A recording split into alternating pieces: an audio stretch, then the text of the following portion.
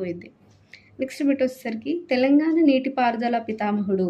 Telangana Arthur cotton ఎవరు అంటే ఈయనను తెలంగాణ నీటిపారుదల పితామహుడు అంటారు. అంతేకాకుండా తెలంగాణ ఆర్థర్ కాటన్ అని కూడా అంటారండి. ఎవరు ఈయన అంటే నవాబ్ అలీ నవాజ్ జంగ్. ఇప్పుడు మనం ఇతని గురించి కదండి డిస్కస్ చేసేది. సో ఈయననే తెలంగాణ నీటిపారుదల పితామహుడు, తెలంగాణ ఆర్థర్ కాటన్ అని పిలుస్తామండి. ఎందుకనంటే ఈయన టైంలోనే కదండి మేజర్ ప్రాజెక్ట్స్ అన్నీ నీటిపారుదల ప్రాజెక్ట్స్ అన్నీ డెవలప్ అయినాయి. సో ఈయనని తెలంగాణ నీటిపారుదల పితామహుడు, అంతేకాకుండా తెలంగాణ ఆర్థర్ కాటన్ అని కూడా పిలుస్తారు.